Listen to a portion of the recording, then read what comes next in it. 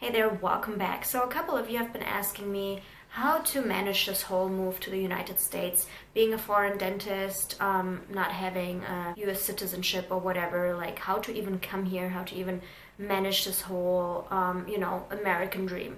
And I have a couple tips and a couple insights that I wanted to share with you. So, if you're interested, keep on watching. So, just a small disclaimer before we start. I'm not an expert in this. I'm not a immigration lawyer or whatever. So, take everything that I'm saying with a grain of salt, and you do have to research quite a bit. As always, as I'm always saying, you should, double check all the information that you find on the internet. So, just so you know. So we basically have two goals in this whole American dream coming to the United States, working as a dentist and making a lot of money. The first thing that we have to attempt and that we have to manage is passing all the exams that are necessary, like the INBDE and the TOEFL exam, as well as getting accepted to a school. And then there's also the immigration process that we have to consider because, well, if we get accepted at a school, okay, we can stay here and study, get all those student loans, but what are we doing afterwards, right? Like, that's a very crucial thing to consider, and there's definitely a couple options for you guys. To work legally in the United States, you have a couple visa options. So the first option is an H-1B visa, which is a specialty occupation kind of visa. So if there's a job that people can't find employees here in the United States, if they're really desperate and they can't find any employees, if they can't find any dentists in this case, and then they will sponsor someone who will come to the United States and work for them. So this thing is a little tricky because you do have to find a sponsor, someone maybe with a dental office who knows you and who knows that you do a great job. So they have to fill out that petition for you, and they do have to file all the documents that are required. Employers could be like a dentist who owns his own private office. It could be universities, it could be dental clinics, hospitals.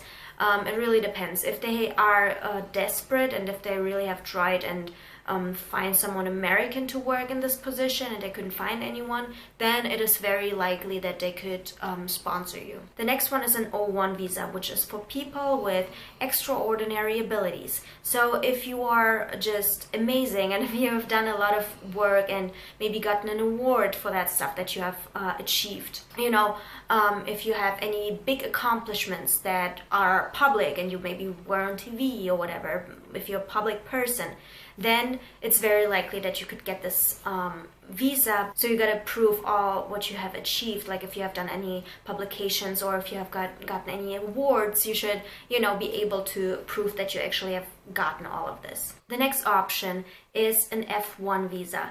F1 visa is basically the student visa. And this is, I think, the most reliable way of coming here to the United States and the most, let's say, secure one, because here the school that you got accepted to will be your sponsor. So usually it's difficult to find someone who sponsors you because it's, a lot of liability. They kind of have to be responsible for you. So with the J1 visa, it's easier. The school just signs all the papers for you. They file everything. The only thing you have to do is you will go to your embassy in your country. You will, have to sign a couple papers, take pictures, fingerprints, stuff like that. Have maybe a little interview at the embassy there, but other than that, it's pretty much said and done. So for the 2.5 years or 2 years, depends on how long your program is, you will be safe. You will have a visa which allows you to be here legally, which allows you to work.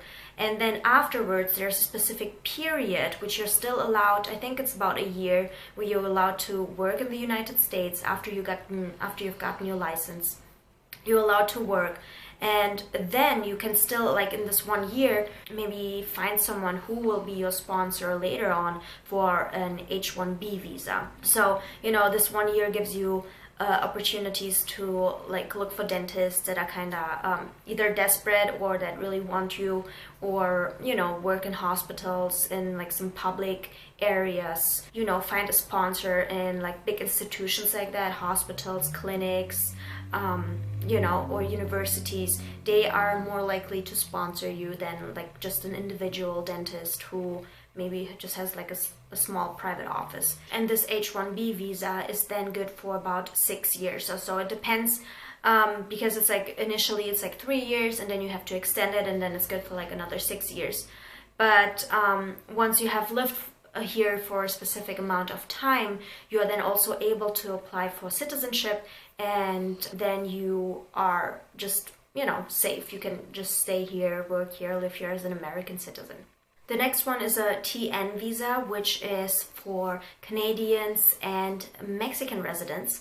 So if you are from one of those countries, well, that's awesome, because this visa is specifically made for you. For that, you must have like a full-time position with a US dentist who has to fill out some documents. And here the employer sponsorship is a little bit easier than the H-1B one. So this is basically your options, guys. As I said, the student visa is probably the best way to go, and that's what I would recommend. Anyway, you will have time to find a job after you completed your dental school, and you will be able to extend your stay here in the United States until you can apply for citizenship, and then, you know, nothing's holding you back anymore. So I hope that helps.